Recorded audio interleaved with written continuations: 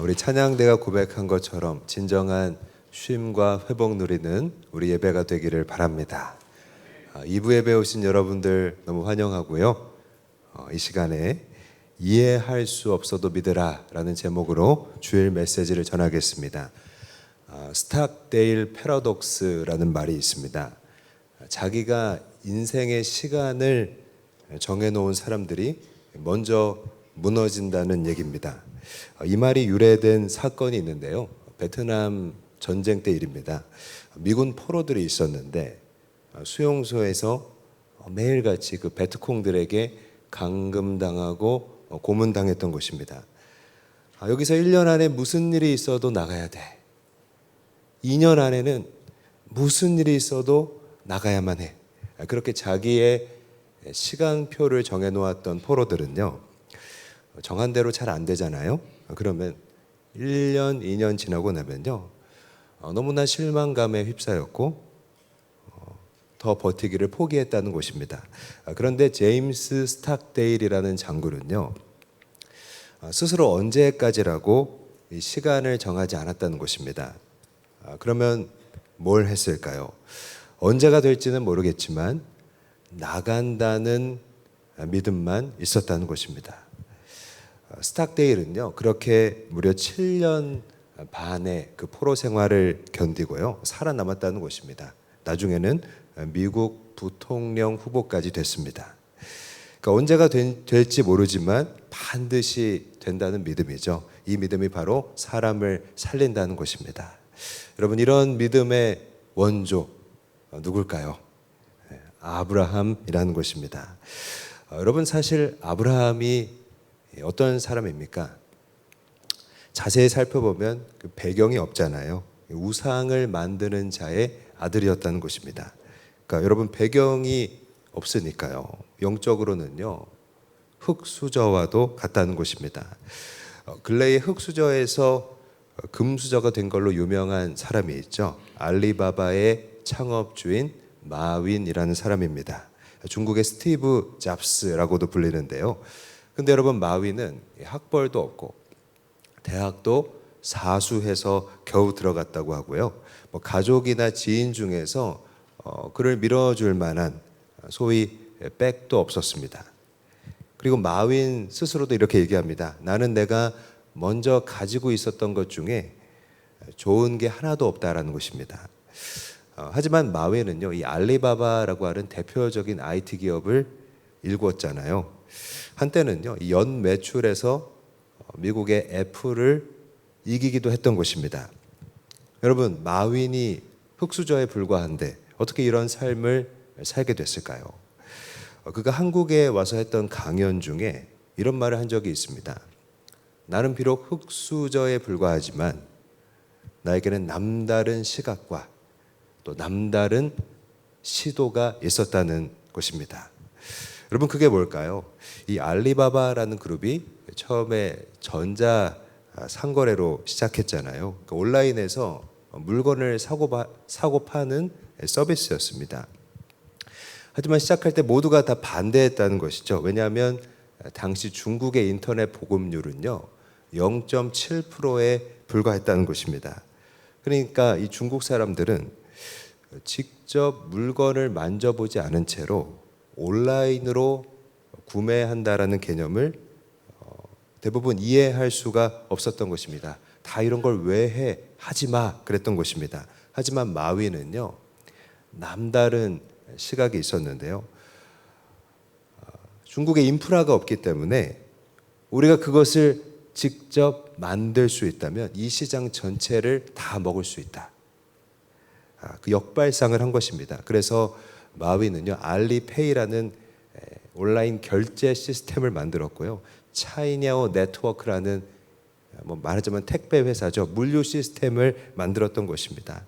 여러분, 이게 무엇입니까? 남들이 보지 않는 것을 받고요, 남들이 하지 않는 것을 도전했다는 것입니다. 그렇습니다. 남다른 시각, 또 남다른 시도가 흙수저를 금수저 되게 하는 것입니다. 여러분, 이제 아브라함 하면요, 주일 학생들까지, 그죠? 다들 그 믿음의 조상으로 압니다. 그러니까 영적인 금수저가 됐죠. 아브라함은 어떻게 흙수저에서 금수저가 될 수 있었을까요? 마윈과 마찬가지라고 생각합니다. 그의 인생에도요, 남다른 시각 또 남다른 시도가 있었다는 것입니다. 여러분, 그의 남다른 시각 무엇일까요? 하나님의 은혜를 발견했다는 것입니다. 아브라함에게 유명한 약속이 있죠. 너로 큰 민족을 이루고 내게 복을 주어서 너의 이름을 창대하게 해주겠다. 여러분, 사실 보이지 않는 약속이잖아요. 그러나 아브라함은요, 거기서 은혜를 발견하고요, 이 약속을 위해서 살기로 결단하는 것입니다. 그럼 그의 남다른 시도는 또 무엇일까요? 실패해도 다시 순종의 자리로 돌아왔다는 것입니다. 그러니까 여러분, 결국 순종했다는 얘기인데요. 순종이면 순종이지 실패해도 순종했다는 게 과연 무엇일까요? 그러니까 처음에는요, 이렇게든 뭐 저렇게든 순종하는 사람 많이 있다는 것입니다. 근데 하다가 안 되면 그만두거나 포기한다는 것이죠. 여러분 잘 아시는 바울의 이야기에 보면요, 이 데마라는 사람이 나오잖아요. 원래 데마가 어떤 사람입니까? 바울의 옥바라지도 하고 그 곁을 지킬 만큼 바울과 동역을 많이 했잖아요. 그러나 바울의 죽음이 임박하게 되고 데마 자신에게 주어지는 핍박도 심해지니까요, 결국 실패하고 마는 것입니다. 바울은 이렇게 얘기합니다. 데마는 이 세상을 사랑하여 나를 버리고 갔다.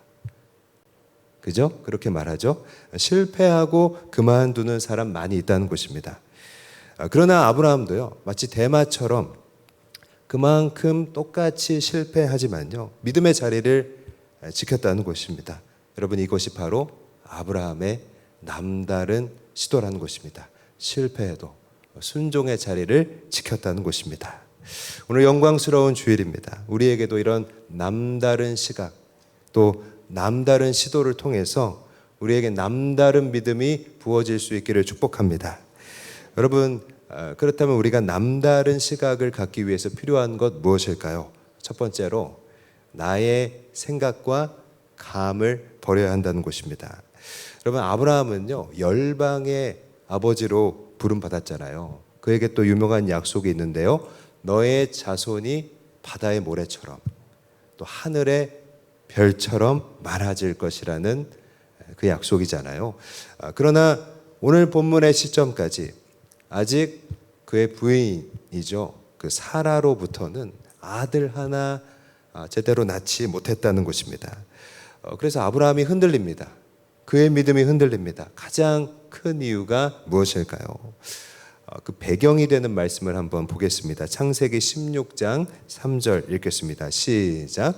아브라함의 아내 사라가 그 애종 사람 하갈을 데려다가 그 남편 아브라함에게 첩으로 준 때는 아브라함이 가나안 땅에 거주한 지 10년 후였더라. 그러니까 여러분, 기다림의 한계가 왔다는 것이죠. 이 말씀을 한번 자세히 보시면요, 그 남편 아브라함에게 하갈을 첩으로 준 때는 아브라함이 가나안 땅에 거주한 지 10년 후였더라. 이렇게 되어 있습니다. 여러분, 이게 무슨 말일까요?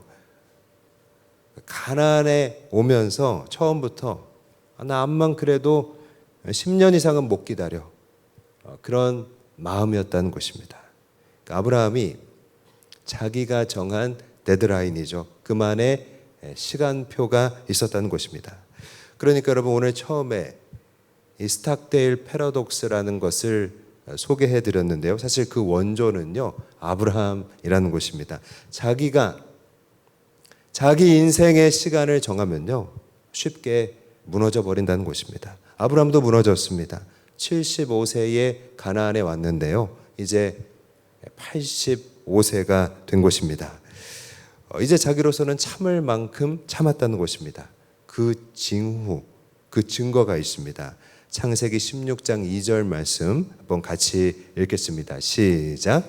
사레가 아브라함에게 이르되 여호와께서 내 출산을 허락하지 아니하셨으니 원하건대 내 여종에게 들어가라. 내가 혹 그로 말미암아 자녀를 얻을까 하노라 하매 아브라함이 사레의 말을 들으니라. 여러분, 이것은 아내 사라가 한 말이지만요, 아브라함도 동의한 거나 마찬가지입니다. 왜냐하면 그 말대로 했으니까요. 아브라함이 사라의 말을 들으니라 라고 되어 있잖아요. 그죠? 그러니까 핵심되는 말이 무엇입니까? 여호와께서 출산을 허락하지 않았다고 단정하는 것입니다. 여호와께서 출산을 허락하지 않으셨대요. 그렇지만 여러분, 객관적으로 이 상황을 보면요, 아직 안 주신 것이지 허락하지 않은 게 아닙니다. 왜냐하면 계속 주겠다고 하셨으니까요. 다시 말하면 더 기다려봐야 하는 일이었다는 것입니다. 그런데 아브라함은요, 출산을 허락하지 않았다라고 단정하는 것입니다.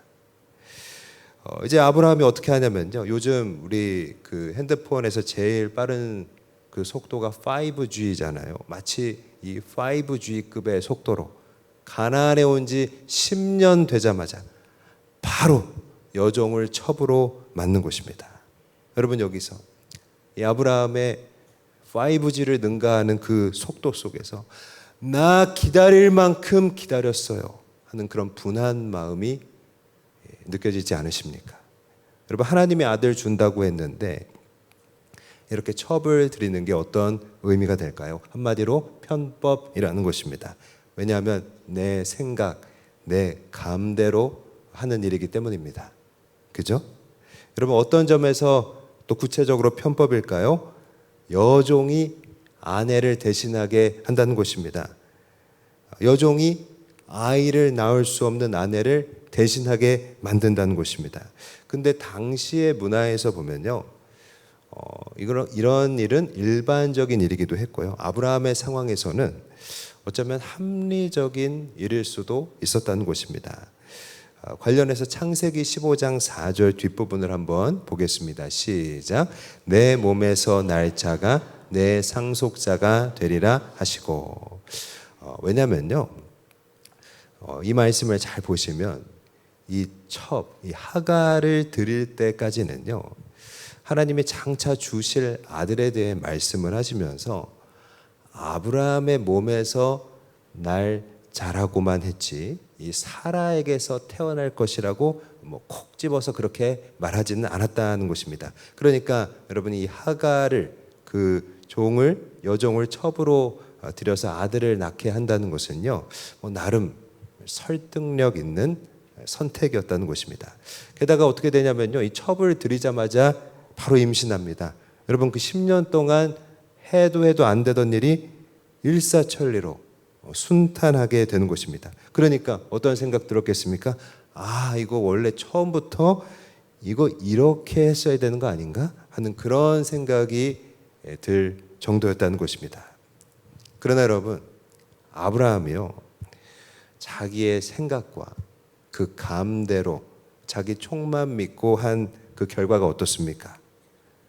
여러분, 첩이 부인을 무시하게 되고요, 부인 말대로 한 일이지만 부부 사이에 갈등이 생기게 되더라는 것입니다. 그러니까 근심이 무더기로 딸려왔다는 것입니다. 여러분, 뭘 알게 됩니까? 나의 생각과 내 감대로 얻은 것은요, 그건 복이 되지 않는다는 것입니다. 아멘이십니까? 여러분, 요나도요, 하나님이 니느웨로 가라고 했는데 안 가잖아요. 그리고 자기 감대로 하는 것입니다. 니느웨는 그건 아니다. 니느웨는 말이 안 된다라고 하고 아닌 것 같다라고 하고요. 어디로 갑니까? 다시스로 가잖아요. 근데 그 길이 막히지 않아요. 배만 잘 탄다는 것입니다. 그러나 여러분, 어떻게 됩니까? 곧 근심이 또한 다가오게 되죠. 물고기 뱃속으로 들어가게 된다는 것입니다. 그러므로 내 생각과 감대로 하면서, 내 감대로, 내 촉대로 하면서 처음에 모든 것이 이거 순조롭다고 해서 이게 하나님의 뜻이라고 착각하면 안 된다는 것입니다. 참고로 우리 잠언 10장 22절 말씀 같이 한번 읽겠습니다. 시작. 여호와께서 주시는 복은 사람을 부하게 하고 근심을 겸하여 주지 아니하시느니라. 아멘. 여러분, 하나님은요, 우리에게 복을 주실 때 근심을 겸하여 주지 않으신다는 것입니다. 아멘이십니까? 그렇다면 여러분, 이 나의 생각과 또 내 감과는 다른 이 믿음이란 무엇일까요?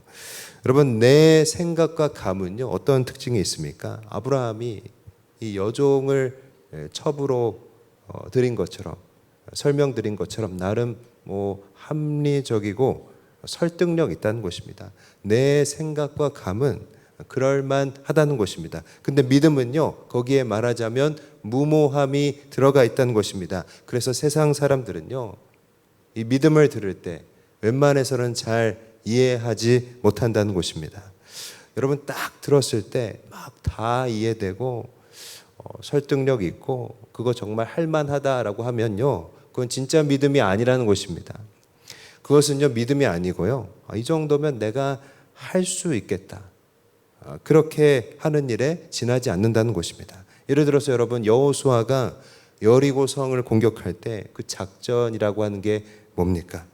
성을 7번 빙글빙글 돌고 나중에 함성 지르라는 거잖아요. 그러면 하나님이 성벽 무너지게 하겠다는 거잖아요. 근데 여러분, 이게 군사 작전으로서는요, 설득이 잘 안 되는 것입니다. 여러분, 이런 작전 듣고 싸움에 나가라고 할 때 이건 목숨을 헌납하라는 것도 아니고요, 그대로 하기가 어렵다는 것입니다. 여러분, 노아도 마찬가지죠. 그때가 여지껏 비 한 번 내리지 않은 시대였잖아요. 근데 홍수가 날 것을 대비해서 마른 땅에 큰 배를 만들라는 명령을 하나님이 주십니다. 이해할 수가 없죠. 여러분, 마른 하늘에 큰 비가 내릴 거라고 혼자 배 만들면요, 사람들이 다 무시하고 비웃고 왕따 시킬 것 같잖아요. 그대로 하기가 어렵다는 것입니다. 그리고 오늘 본문에서도 하나님 어떻게 말씀하십니까? 10절 말씀 같이 읽겠습니다. 시작. 그가 이르시되 내년 이맘때 내가 반드시 내게로 돌아오리니 내 아내 사라에게 아들이 있으리라 하시니. 사라가요, 아들을 출산하게 된다는 것입니다. 근데 이 말이 어떤 말인지 당사자의 반응을 보면 금방 알 수 있는데요, 당사자 반응이 어떻습니까? 12절 말씀 읽겠습니다. 시작. 사라가 속으로 웃고 이르되 내가 노쇠하였고 내 주인도 늙었으니 내게 무슨 즐거움이 있으리요. 딱 아시겠죠? 이해가 안 된다는 것입니다. 설득이 전혀 안 된다는 것입니다. 그러나 여러분, 우리는 뭘 알고 있습니까? 이 아브라함과 사라 사이에 이 말이 안 된다고 했던 이삭이 태어난다는 것을요, 우리는 알고 있다는 것입니다. 그러므로 우리는요, 내 생각과 내 감으로 사는 일을 내려놓아야 한다는 것입니다. 그럼 어떻게 해야 될까요? 나의 생각과 내 감을 내려놓고 기도해야 하는 줄 믿습니다. 아멘이십니까? 여러분, 오늘 말씀 앞에 비추어 볼 때요, 아브라함과 사라가 이렇게 아들을 낳기 위해서 첩을 드리는 것처럼, 여러분, 우리가 믿음으로 기다리지 않고 지금 나의 생각과 내 감만으로 하려고 하는 일들이 뭐가 있습니까? 바로 그것을 중단할 수 있기를 바랍니다. 여러분, 사람의 생각에 가능하고 이해되는 것만 한다면요, 그것은 믿음이 아니잖아요. 그죠? 오늘 본문은 우리에게 도전하는 것입니다. 무엇입니까? 하나님만이 할 수 있는 일을 구하라는 것입니다. 하나님만이 할 수 있는 일을 추구하라는 것입니다. 예레미야 33장 3절 말씀 같이 한번 읽겠습니다. 시작. 너는 내게 부르짖으라. 내가 내게 응답하겠고 내가 알지 못하는 크고 은밀한 일을 내게 보이리라. 아멘. 하나님은요, 너는 내게 부르짖으라고 말씀하셨습니다. 그러면 하나님의 크고 비밀한 계획이 나타날 것이라고 말씀하셨습니다. 그러므로 하나님만이 할 수 있는 일을 구할 수 있기를 바랍니다. 우리에게 남다른 시각 주시기를 축복합니다. 그렇다면 이 남다른 시각으로 여러분, 우리가 남다른 시도를 하기 위해 필요한 것 무엇일까요? 먼저 우리의 실패를 실패로 여기지 말아야 한다는 것입니다. 여러분, 이스마엘을 낳고 나서 아브라함에게는요, 이 시간의 시험이 다가옵니다. 참 아이러니하죠. 기다리기 싫어서 편법을 썼는데 시간의 테스트를 받게 되는 것입니다. 어떤 시험이었을까요? 이후로 이스마엘 낳은 이후로 13년 동안 하나님이 아브라함에게 나타나지 않았다는 것입니다. 그러니까 아브라함이 99세가 될 때까지죠.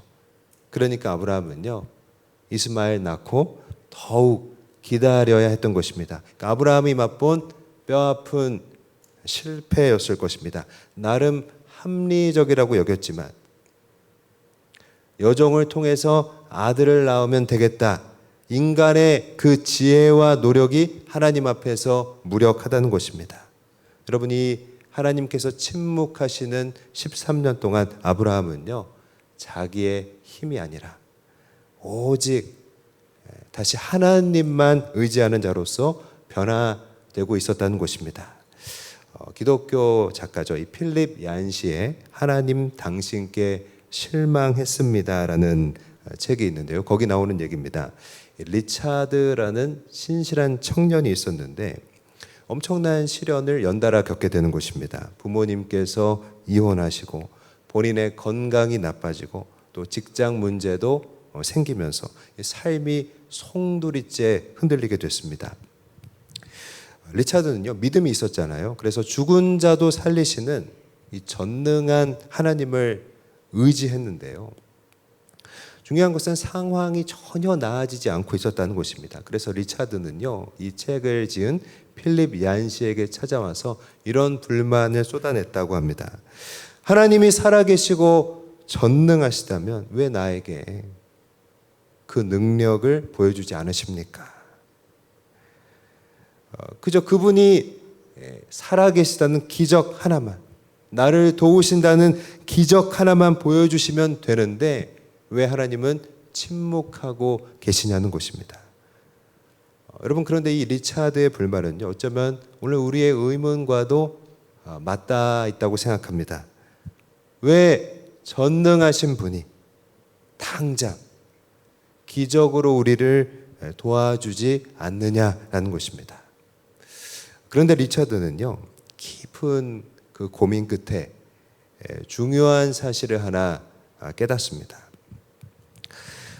내가 하나님께 실망했다는 것 자체가 역설적으로 보면 사실 내가 하나님을 갈망하고 기대하고 있었다는 증거라는 것입니다. 그러니까 기대가 있어야 실망도 할 수 있다는 것입니다.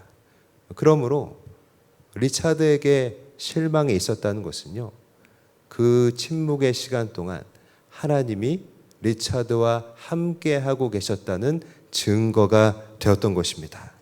이를 통해서 리차드는요, 그렇구나, 이런 침묵 속에서도 하나님은 나와 함께 계시는구나. 그 증거가, 하나님이 나와 함께 계시다는 증거가 바로 나의 실망이었구나. 자신의 실망과 아픔을 통해서 도리어 하나님의 임재를 보게 되었다는 것입니다. 여러분, 아브라함도요, 하나님이 그에게 침묵하셨던 이 13년 동안, 그의 삶에 아무 일도 일어나지 않았던 이 13년 동안, 그러나 동일한 하나님의 함께하심, 동일한 하나님의 임재를 보게 되었을 줄 믿습니다. 그러므로 여러분, 아브라함에게 다가왔던 그 시간의 시험이죠. 이스마엘을 낳은 후에 13년이라는 시간은요, 그의 실패와 좌절 속에서도 여러분, 아브라함이 하나님을 신뢰하며 성장하는 시간이 되었던 것입니다. 아멘이십니까? 여러분, 이 시간을 아브라함에게 주신 이유가 무엇일까요? 하나님을 더 의지하라는 것이죠. 여러분, 아멘이십니까? 바울은요, 자기에게 주셨던 그 육체의 가시, 그 육체의 가시 주신 이유를 이렇게 얘기합니다. 자고하지 말고, 자만하지 말고 하나님을 더 의지하라는 것입니다. 그죠? 하나님을 의지할 때 그가 더 강해진다는 것입니다. 그러니까 여러분 뭘 알 수 있습니까? 육체의 가시가 목적이 아니라, 우리에게 있는 실패가 목적이 아니라, 우리에게 가시를 주시고 실패를 허락하신 목적이 따로 있다는 것입니다. 여러분, 만약에 실패가 목적이라면요, 우리가 실패로 끝나야 맞잖아요. 예를 들어서 아브라함은요, 하나님 기다리지 못하고 이스마엘 만들었잖아요. 여러분, 만약에 실패가 목적이라면요, 이 일로 여기서 실격되어야 맞습니다. 이 일로 여기서 탈락되어야 맞는 것입니다. 그러나 하나님 그렇게 안 하시고요, 다시 아브라함에게 나타나시는 것입니다. 다시 그에게 찾아오셔서요, 내년에 사라에게서 아들이 태어날 것이라고 약속하시는 것입니다. 여러분, 왜 실패가 하나님의 목적이 아닐까요? 모든 것이 완벽하고 내가 잘한 것처럼 느껴질 때, 그때 비롯되는 일들은요, 사람의 공로로 여겨지기가 쉬운 것입니다. 그런데 여러분, 아브라함처럼요, 그의 부족함과 실수 속에서 변함없이 주어지는 기회가 있다면요, 그거 어떻습니까?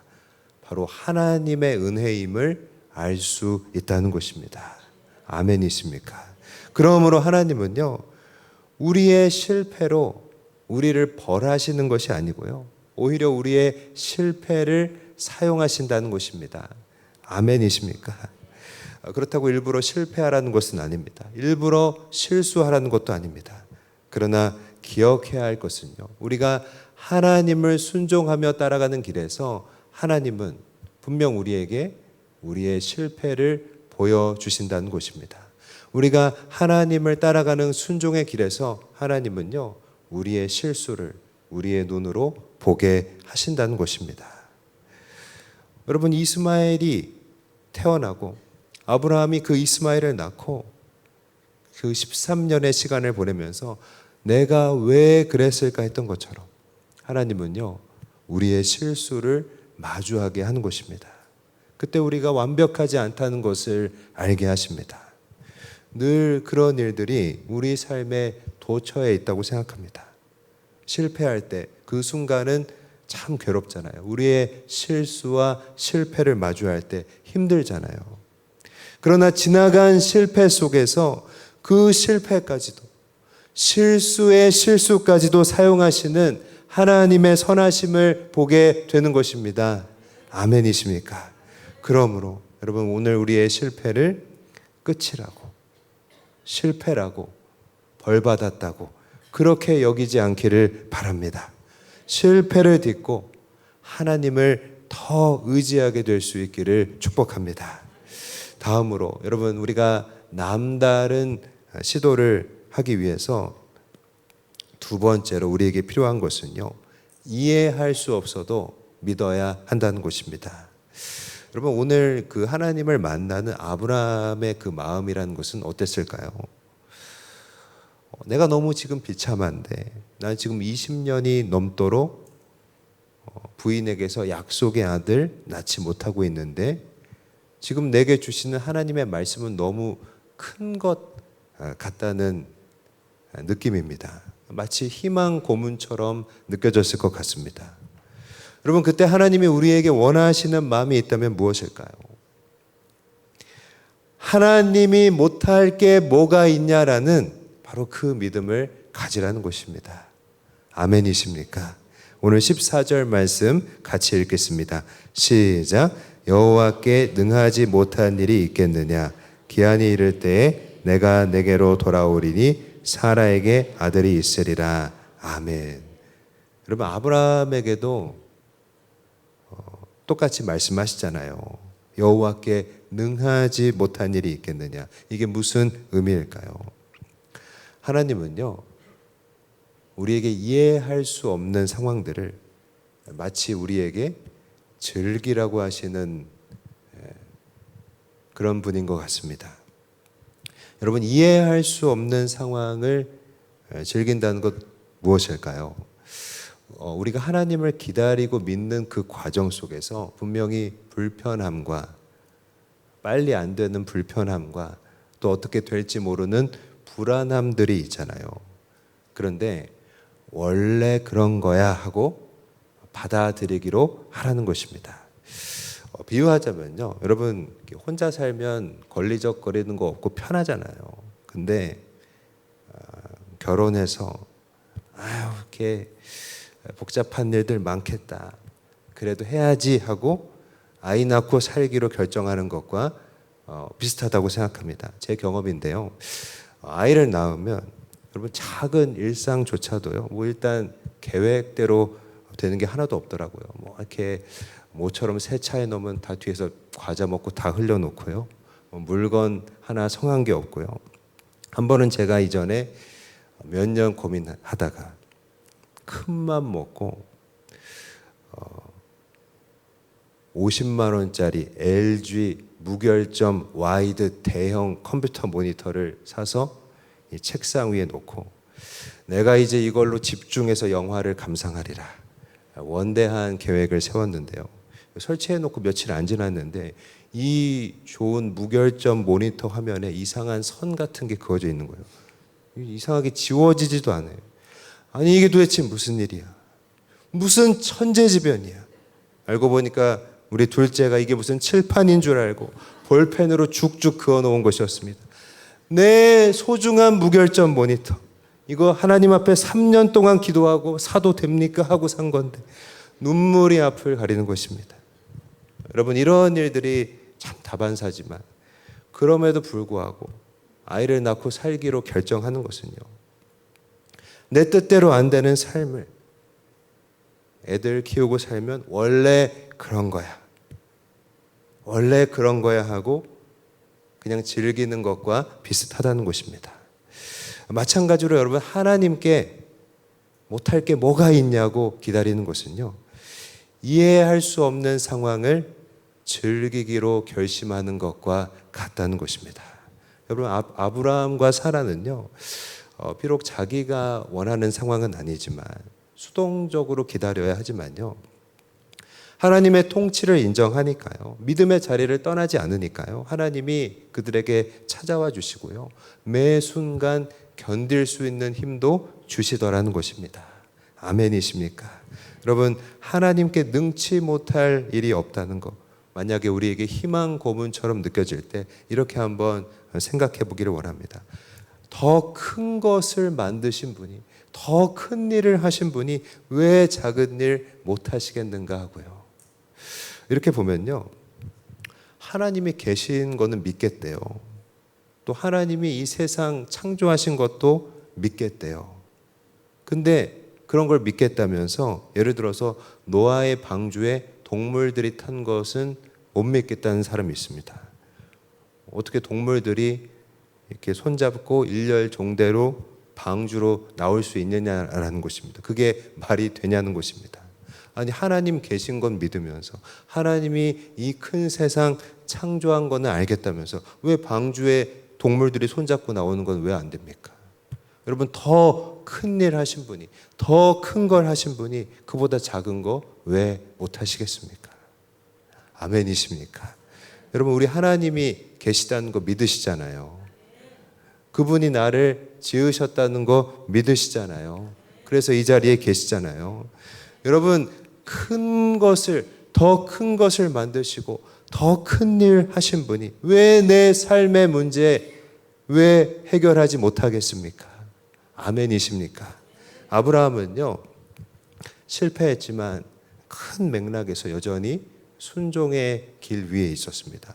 말씀 따라서, 약속 따라서 가나안으로 들어왔고요, 여전히 그 가나안 땅에 있었다는 것입니다. 거기를 떠나지 않았잖아요. 여러분, 그의 삶을 통해서 주님은요, 오늘 우리에게 분명히 말씀하시는 것입니다. 네가 순종의 길 위에 있는 한 나는 너를 돕는다는 것입니다. 아멘이십니까? 여러분, 아브라함이 실패를 딛고 이해할 수 없어도 믿었듯이, 아니 그 이해할 수 없는 상황을 원래 그런 거야 하고 즐기기로 했듯이, 여러분, 우리도요, 이해할 수 없어도 주의 약속을 믿는 남다른 시도를 할 수 있게 되기를 축복합니다. 이해할 수 없는 이 상황을 즐긴다는 것, 사실 약속만 믿고 허공 위를 걷는 것 같은 그런 불안한 느낌이잖아요. 그렇지만 그런 이 현실을 원래 이런 거야 하면서 나아가서 즐길 수 있는 담대한 믿음 우리에게 주시기를 주의 이름으로 간절히 바라고 축복합니다. 말씀을 마무리하겠습니다. 여러분, 우리가 남다른 믿음을 가지려면요, 우리에게 남다른 시각과 남다른 시도가 있어야 한다는 것입니다. 먼저 남다른 시각을 위해서 나의 생각과 나의 감을 과감히 버릴 수 있기를 바랍니다. 아브라함이 자기 멋대로 답이라고 찾은 것은요, 그 이스마엘은 틀렸다는 것입니다. 그런 아브라함에게 하나님은 말씀하십니다. 네가 아니라 내가 전능자라는 것입니다. 남다른 시각은요, 나의 시간표가 아니라 하나님의 시간표를 의지하게 하는 것입니다. 그리고 남다른 시도를 위해서 비록 실패할지라도 변함없이 순종의 자리를 지킬 수 있기를 바랍니다. 여러분, 우리가 순종하려고 할 때 주님은요, 우리의 실패를 보게 하시고 우리의 실수를 보게 하실 것입니다. 그러나 벌하려는 것이 아니고요, 실패해서 탈락시키려는 것 아니고요, 그 실패를 사용하시려는 것입니다. 더 하나님 의지하게 하려는 것입니다. 더 굳게 하나님 붙들게 하시려는 것입니다. 이해할 수 없어도 믿게 하시려는 것입니다. 실패해도 순종의 자리에 있으면요, 도와주신다는 것입니다. 아멘이십니까? 그러므로 하나님이 주시는 남다른 시각과 남다른 시도를 통해서 남다른 믿음 붙잡고 하나님이 주신 그 약속들 성취하는 저와 여러분이 될 수 있기를 주의 이름으로 간절히 바라고 사랑으로 축복드립니다. 하나님께 영광 돌리겠습니다.